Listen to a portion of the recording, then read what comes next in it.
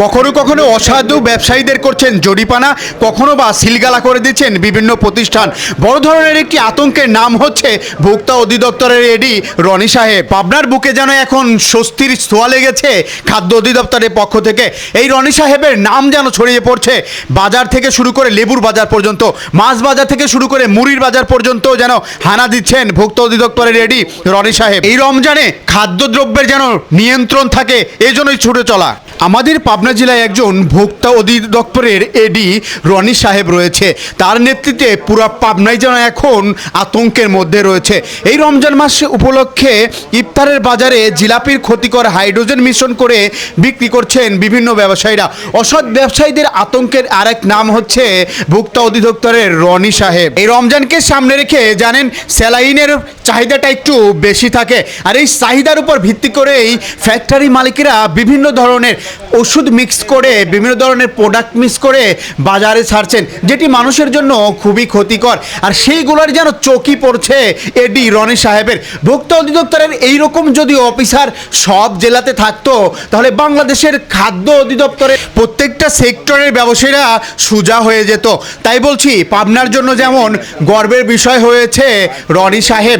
ভোক্তা অধিদপ্তরের পক্ষ থেকে প্রত্যেকটা দিনই যেন তিনি বাজার ঘাটে যাচ্ছেন, সাধারণ মানুষের কাছে যাচ্ছেন, কখনো বা পিজের হাটে, কখনো রসুনের হাটে, কখনো আবার লেবুর বাজারে, কখনো আবার যাচ্ছেন বড় বড় মিষ্টির দোকানে।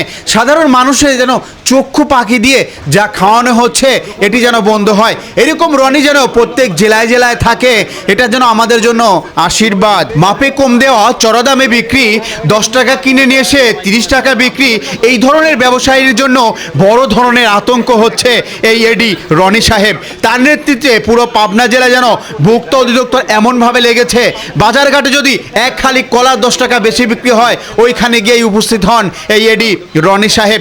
তার নেতৃত্বে পাবনা জেলা যেন এখন খাদ্য অধিদপ্তরের চরম একটি স্বস্তির নাম হয়ে উঠেছে। কখনো কখনো কোনো প্রতিষ্ঠানকে করছে সিলগালা, কখনো কখনো কোনো প্রতিষ্ঠানকে করছে জরিমানা। তারা যেন সতর্ক হয়, মানবদেহের জন্য যেগুলো ক্ষতিকর, সেই ক্ষতিকর প্রোডাক্ট যেন ব্যবহার করে অসাধু ব্যবসায়ীরা আগাতে না পারে, সেজন্যই যেন রনি সাহেবের এই ছুটে চলা।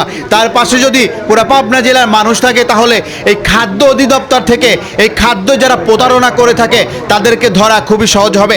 তাই বলি, প্রত্যেকটা জেলায় যেন এরকম রনি সাহেব হয়ে ওঠে। বাংলাদেশকে দুর্নীতি মুক্ত করতে হলে এরকম রনির অনেক দরকার রয়েছে। জিলাপির বাজার থেকে শুরু করে মুদির বাজার পর্যন্ত, মুড়ি পর্যন্ত যেন ছাড় পাচ্ছে না। যেখানেই ভেজাল পণ্য, যেখানেই দাম বেশি, ওইখানেই যেন ভোক্তা অধিদপ্তরের হানা। প্রত্যেকটা দেশে, ঢাকা সহ, রাজধানী সহ প্রত্যেকটা মহাশল শহরে যদি এরকমভাবে খাদ্য অধিদপ্তর থেকে হানা দেওয়া হয়, অসাধু ব্যবসায়ীরা ব্যবসা গুটাতে বাধ্য হবে। বাংলাদেশের খাদ্যের যে একটি বড় অপূর্ণতা রয়েছে, সেটি পূর্ণতা পাবে।